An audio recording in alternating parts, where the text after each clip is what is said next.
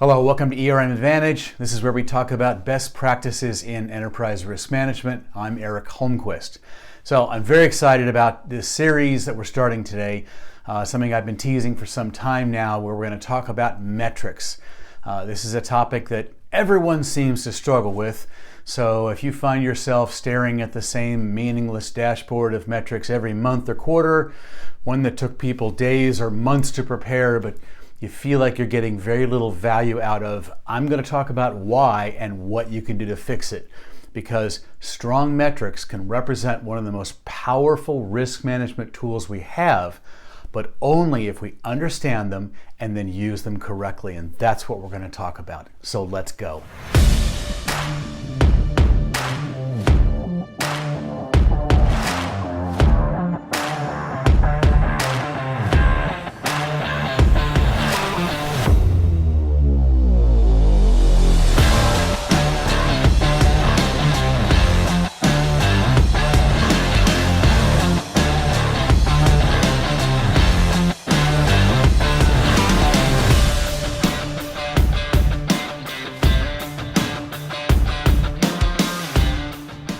I want to reiterate that this is a challenging topic area. Most clients and colleagues that I talk to just struggle with this topic and are not happy with their metric tracking and reporting. So some of the common issues that I see include reporting on metrics just because they feel like they're important, but they aren't really telling the business anything. And they really don't do anything with the information. Dashboards or scorecards full of green, yellow, and red that no one knows what to do with or why we're even producing it. Most times when a metric shows red, by the time it's reported, the issue was well known and probably has already been dealt with. Now, struggling to identify metrics that are, quote, forward-looking, in other words, are at least somewhat predictive of the possibility of future events. Trying to establish thresholds, when is it yellow, when is it orange, when is it red, etc., and what should be done at each of those levels. Just assuming that everybody is interpreting the implications of a given metric the same way. Well, newsflash, they probably aren't. Making unfounded assumptions that a metric state automatically represents risk levels. It doesn't work that way. Metrics that are always green or worse, perpetually red. And in general, just a complete lack of perceived business value. In other words, a process that does not support better decision making, which has been our goal throughout this series. The fact is that just because something can be measured doesn't mean that it should.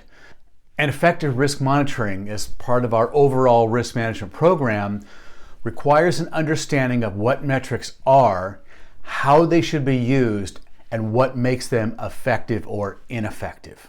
The most famous and well-known KRI of all time is the now infamous, if not proverbial, canary in the coal mine.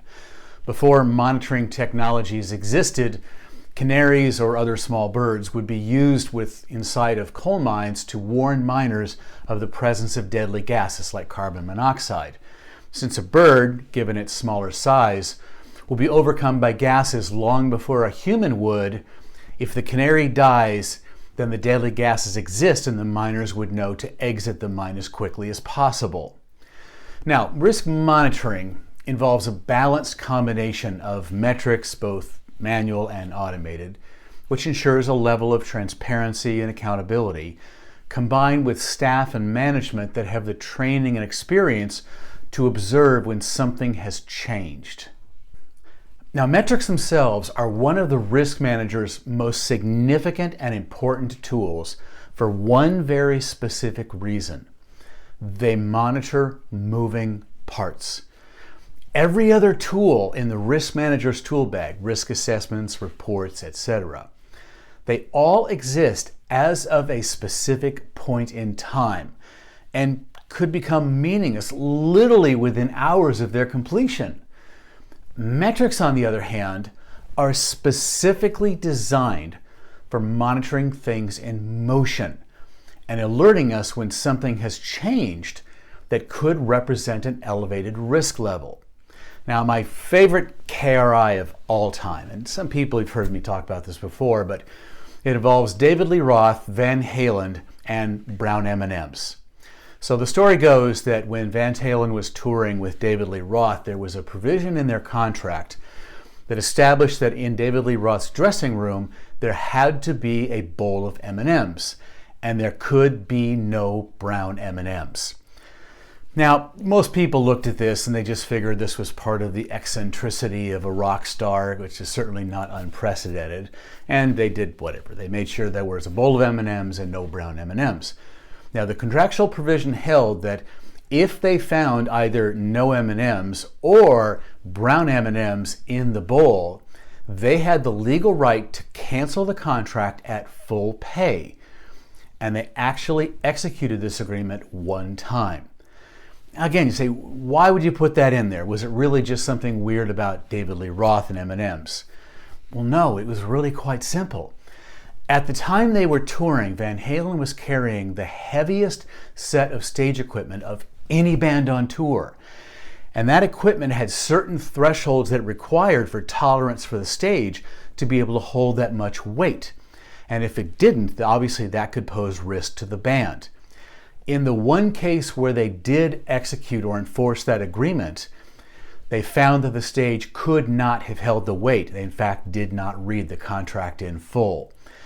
This ensured them that people had read the contract to make sure they understood the requirements they had for the stage. So, before moving on, let's talk about what metrics are and aren't.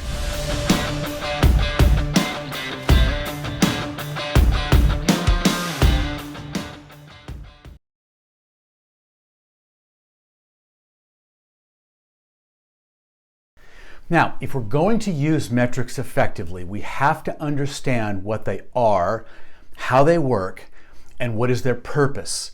They're tools, and as someone who likes to do lots of home improvement projects, I've learned over the years that any tool not used in the way it is intended will unlikely yield the intended results. So let's consider first some basic characteristics of all metrics. Starting with what metrics are not. They are not crystal balls designed to predict the future. They only tell us what happened, which may or may not be insightful into future events. Carrying on to that idea is they are not inherently forward-looking. Now, I've heard every bizarre definition of what makes a metric leading or forward-looking. In other words, more predictive of the possibility of future activity. We'll talk about what makes a metric forward-looking, and it has nothing to do with the type of metric. A metric does not indicate the presence of a risk. This one may come as a surprise to some, but they don't. They only indicate that something has changed, creating the potential for increased risk. A classic example is heart rate. If my heart rate is elevated, does it mean that I'm dying or does it mean that I'm working out? They are not a form of autopilot. There is no set it and forget it. You put a metric in place and then move on and say, it'll tell me if something's wrong. It doesn't work that way. And finally, they are not one size fits all. And people always ask, but look, isn't there just a list of standard metrics that we could use? No, and there shouldn't be. While there is a lot of commonality with others in your industry, it is entirely dependent on your specific business. Okay, let's talk about what metrics are. They are the process equivalent of a smoke detector. In fact, this is probably one of the most accurate analogies in all of business. It gives an indication that something may not be right. Again, go back to my example of heart rate. Now, metrics only tell us that something has changed, but whether that change represents an increased risk is subject to interpretation. Similar to the smoke detector, it doesn't tell you there's fire. It only tells you there's smoke. But whether the house is on fire or I'm trying to cook again is up to us to determine. They are the means of tracking the subtle. the things we may not see as we're busy in our day-to-day activities. In other words, it's avoiding the classic frog in the boiling pot scenario. It's a means of assuring transparency and accountability. It brings things into the light. As I've often said before, that good risk management helps to shine light into dark corners. So if something is trending the wrong way, but only one area sees it or knows about it, it avoids the old, don't say anything, we can still fix this. These two prior points, tracking the subtle and ensuring transparency and accountability, are very important and should deeply influence how we think about the right set of metrics. And finally, what they are is they are absolutely critical to effective risk management.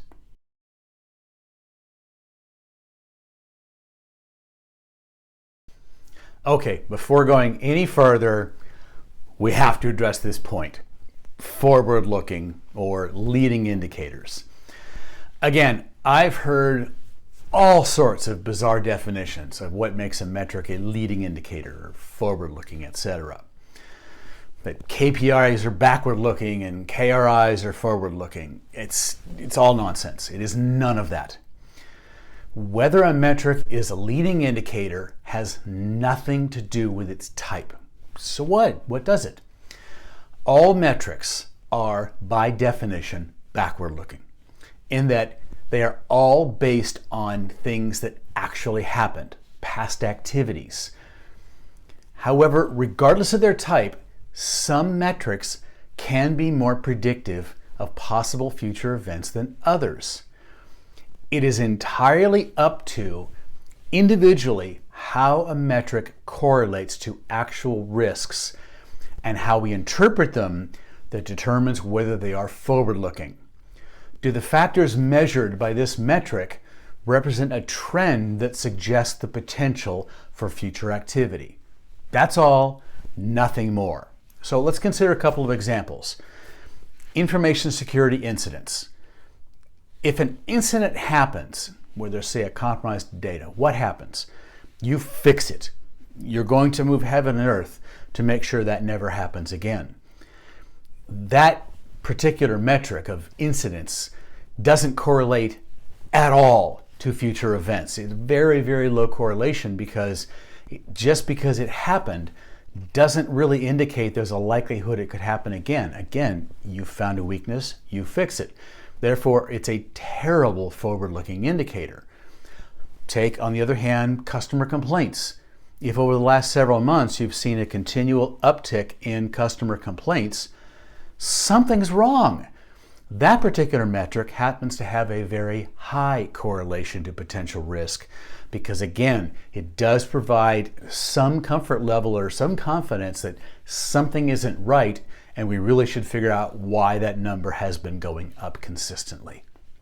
Now, as we go along, we'll look at some other metrics, and we'll continue to look at this and sort of give some thought to, what we think the predictive nature of some metrics are, throughout our different types. But seen through this lens, you can see why the interpretation of the activity represented by each metric is so critical.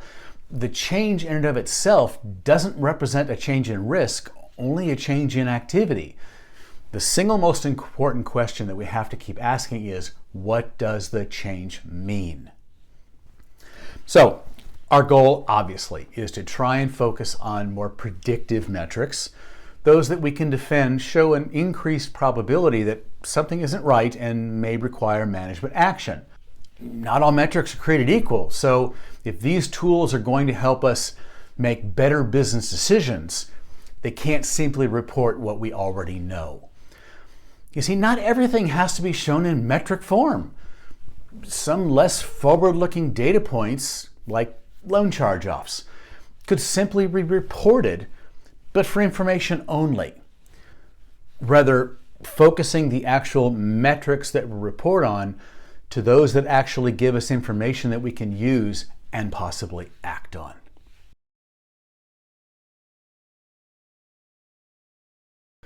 This is another area where I often see some confusion, and it builds on the concepts about what metrics are and aren't.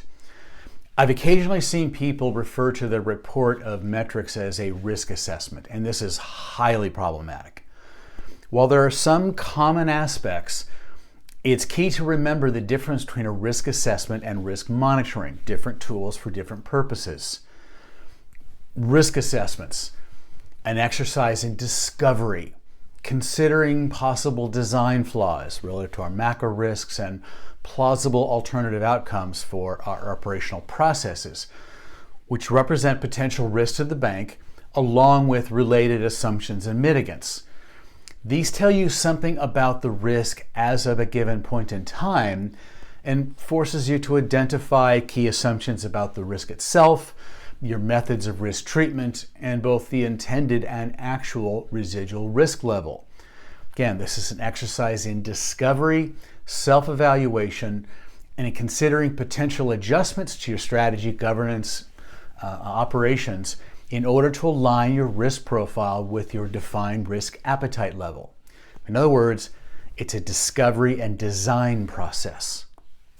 Risk monitoring, on the other hand, is an exercise in oversight, ensuring that everything remains within the guardrails of your strategic plan and your risk appetite framework, primarily using metrics which correlate to key risks to determine if something has changed which could represent an elevated risk. This tells you about something over a period of time. This helps you identify subtle changes that you might not otherwise notice, and again, creating transparency and accountability as things change and evolve. So, to recap, risk assessments are designed to help us turn over new rocks, challenge assumptions, and as necessary, update our understanding of where our most significant risks lie, along with an evaluation of our current mitigants to align with our risk appetite. Risk monitoring, while potentially also telling us something about our risk profile, is designed to provide mechanisms to monitor the risks we already know about as part of our overall risk management strategy, but it is never intended to uncover new risks in the same way my car's oil light doesn't tell me anything about the car's tire pressure. This is why both are critical to effective risk management, different tools for a different purpose.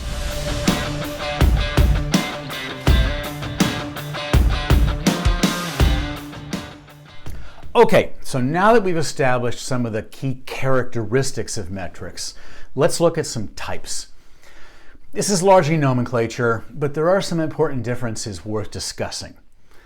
When we talk about risk, there are primarily three aspects of where risk level is established, and this gives us a basis of how we think about appropriate metrics.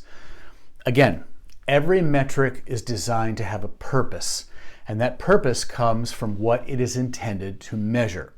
So the first is obviously underperformance, failing to achieve our strategic objectives.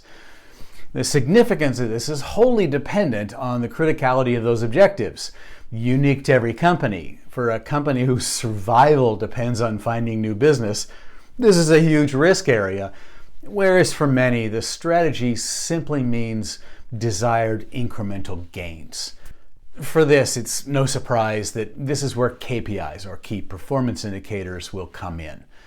A crude but serviceable definition could be, if it has to do with how we make a dollar, it's likely a KPI. Again, imperfect, but it works.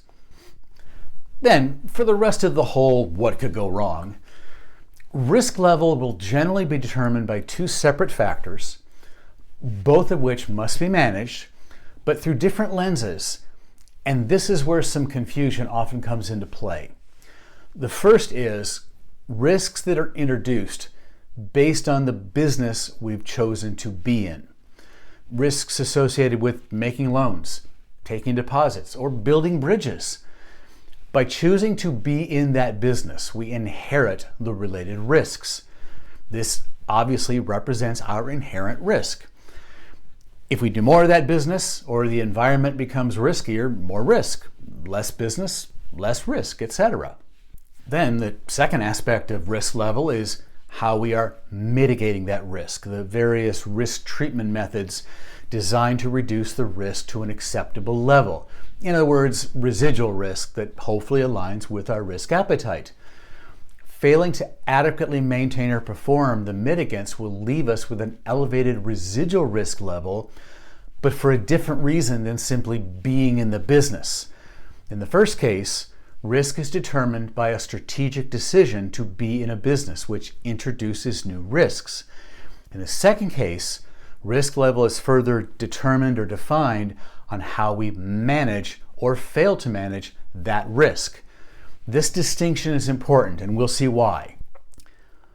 When we think about risk monitoring, we have to consider both aspects in order to focus on where any unacceptable level of risk may be coming from. So with all that in mind, let's just consider some metric types and definition. Now your terminology may be different, that's fine. It's really more about the concepts that I want to focus on.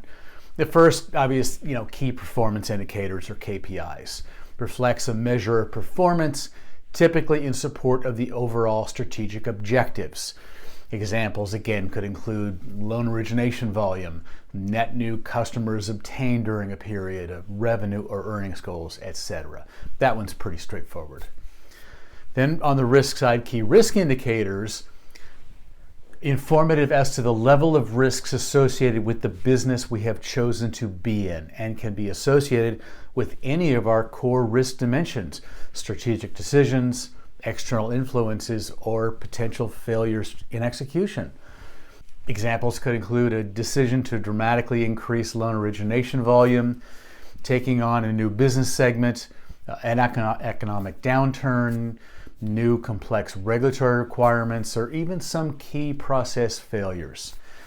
The idea here is to focus on factors related to the business itself and how risks are introduced into the business. Then, to capture more of the mitigation side of it is where we would use key control indicators or KCIs. These would be a measure of the strength of our ongoing risk mitigation efforts. In other words, our actions or inactions to mitigate the risk of our business. This one is almost entirely internal based on our actions or inactions. Failing to maintain certain risk mitigants did not change the inherent risk in any way.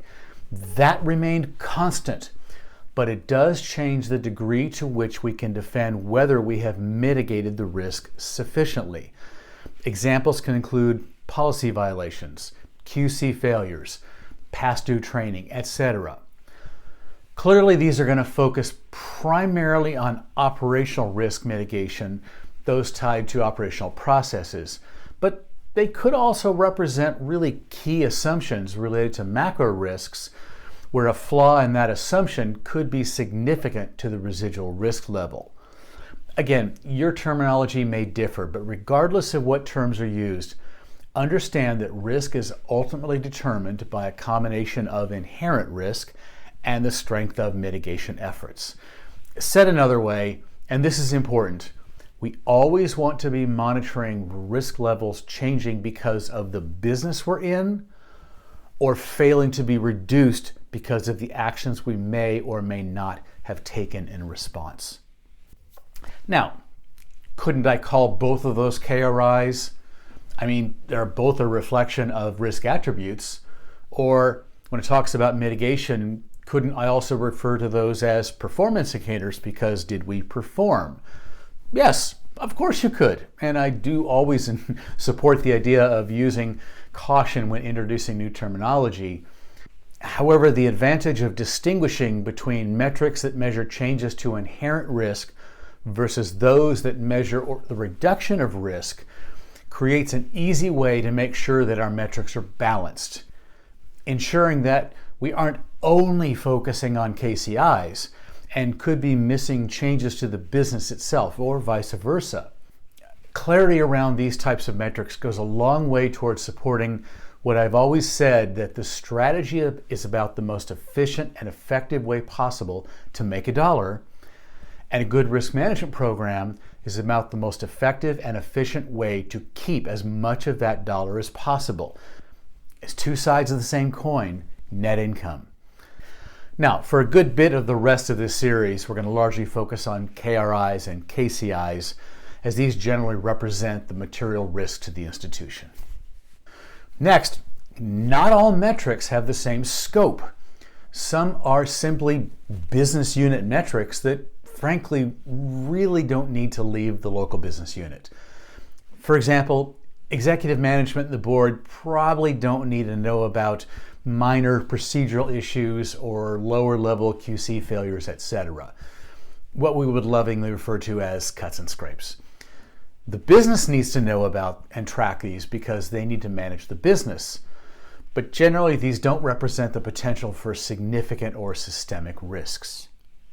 The second type could involve activities that originate in the business units but are more homogeneous and that can and should be aggregated across business units, such that if there is a pattern of a negative trend, management should be aware and be prepared to take action. A good example is policy violations, especially if in relation to policies that impact multiple business units. If we are seeing an increased pattern of failures across multiple business units, not only do we want to ensure transparency in that activity, but we need to be prepared to make decisions to correct the failures and what needs to be done. In isolation, one business unit's activities may not be significant, but in aggregate, we could have a real problem on our hands. And finally, there are metrics that measure things that are more enterprise-wide, that really don't reflect the actions of a specific business unit. These are really more of your macro-level metrics and could include things like stock price, earnings, product profitability, efficiency ratio, as well as all of your external influences. These represent factors not owned by a given business unit, rather by management and the board overall. So as we think about all the metrics we have in place, there's some value to thinking about them across these various dimensions, if only to ensure that we aren't notably lacking in any one area. So here we see a 3x3 matrix, where one axis shows the three types of metrics, KPIs, KRIs, and KCIs, and the other axis shows these business unit metrics, business unit but aggregated metrics, and enterprise-wide metrics. Now, there's no rocket science to this, and some metrics may legitimately fall in gray areas, but that's not the point. The point is to just consider whether you are lacking metrics in any given category. So let's just quickly think about some examples before moving on. For KPIs, business unit KPIs might include, unique production volumes just for that area. A business unit roll-up KPI might include net new customers, something that is more homogeneous and can be aggregated across multiple business units. And enterprise KPIs would include things like ROA, ROE, etc. Then, business unit KRIs might relate to, say, dependent third-party execution or supply chain dependencies. Again, something that might be unique to that unit only. Business unit originated but roll-up KRIs could include, say, a change in compliance requirements where regulations affect multiple business units.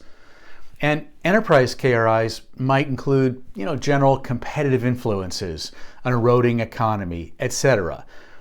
Again, this is going to be where most of your external influences reside. And finally, business unit KCIs, could include tracking of, minor process failures for processes unique to one business unit. Again, these can be handled locally and don't need to be included in an enterprise dashboard. Business unit roll-up KCIs would include, as stated earlier, things like policy violations. And enterprise-wide KCIs could include overall staff levels, training programs, etc. Now, a couple additional notes as we think about, again, these different types of metrics and their different characteristics. First off, the business unit only row. This could be a fairly long list, particularly if you have a lot of business units.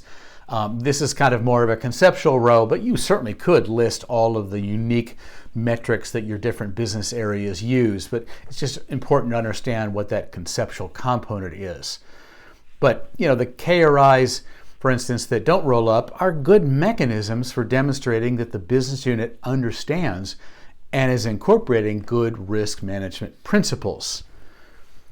Also, note that some factors might land in multiple buckets. Take, for instance, compliance. The risk itself changes both if requirements change or we fail to comply. So it's not unreasonable that some types of risk may have aspects in more than one of these buckets. Now, I want to be clear that there's no mandate that every box has to have something. That's not the point. The point is to at least consider the metrics we do have in place and what types of risk they may represent. And are there any areas where we could or should be doing more active monitoring? Honestly, I generally find that people tend to lean heavily on some of these boxes and avoid certain others, and for a variety of reasons. But our goal for effective risk management is to ensure we're using the right tools for the right purpose. And finally, we just need to think about metric frequency, which again is not the same for all metrics or organizations. For some metrics, including in a quarterly dashboard is fine. It's mainly there for management accountability and for general awareness. However, for others, the state of the metric may reflect key risks which require course correction long before it's time for the next dashboard. This is fine as well. There's no law that says every metric has to be on the quarterly dashboard and only on the quarterly dashboard. So, while not an exact science, in general, if a metric reflects a key risk which requires a rapid response, do not wait.